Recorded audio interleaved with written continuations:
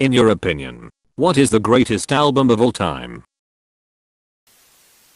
Kind of Blue, Miles Davis. The Definitive Jazz Album, Miles Davis, John Coltrane, and Cannonball Adderley all on the same album. The whole album is a testament to modal jazz that will never be duplicated.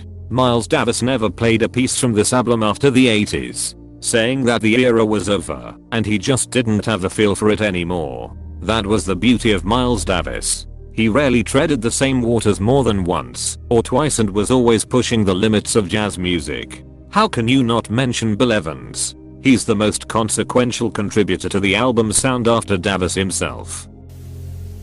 David Bowie, The Rise and Fall of Ziggy Stardust and the Spiders from Mars. There are too many Bowie albums you could list here. Ziggy Stardust, Hunky Dory, Blackstar, Scary Monsters. I'm going to go with Songs in the Key of Life. It's like better than most greatest hits records, which is the insane thing about it, and capped a brilliant 5-year run of 5 amazing albums. From 1972 to 1976. He was still only 26 years old at the end of that run. Right. 26 years old. It's crazy how good he is, and always has been. Led Zeppelin 4th. Someone told me there's a girl out there with love in her eyes and flowers in her hair. I love the way he sings standing on a hill in my mountain of dreams. Telling myself it's not as hard as it seems. Think about that one a lot. Amazing tune. Fleetwood Mac Rumors. John Prine. I've never heard of this, but immediately turned it on to see what I was missing. Absolute gem of an album. Thanks for the rec.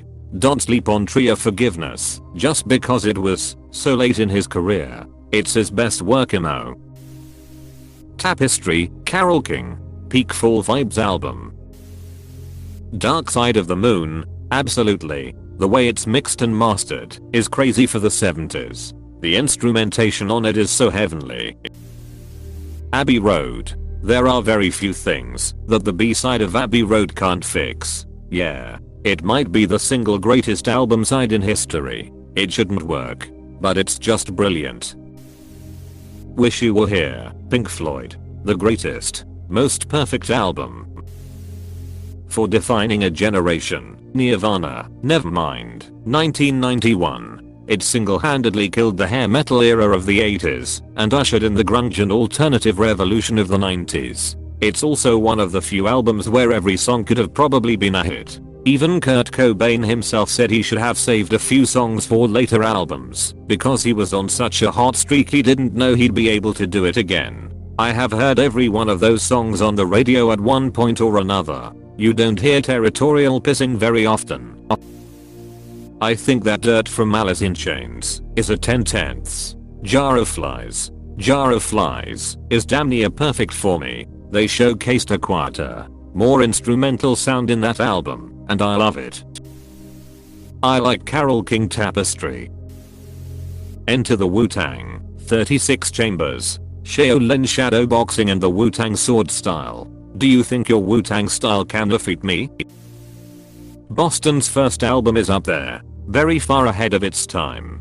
I recently learned that the whole album was written, performed, and produced almost entirely by one person. He landed a record deal with touring obligations before he even had a band. How Boston fooled the world with More Than a Feeling. https://www.youtube.com/watch v = CNUU0WWJRAW and T = 1S.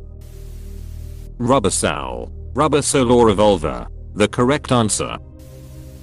Pet Sounds. This album changed everything for me. It changed the way I listen to music. It changed the way I live my life. I feel like Brian was my friend. A friend I never met, but hugging him would make me feel the deepest connection imaginable. R.I.P. Brian Wilson, and thank you for everything from the bottom of my heart.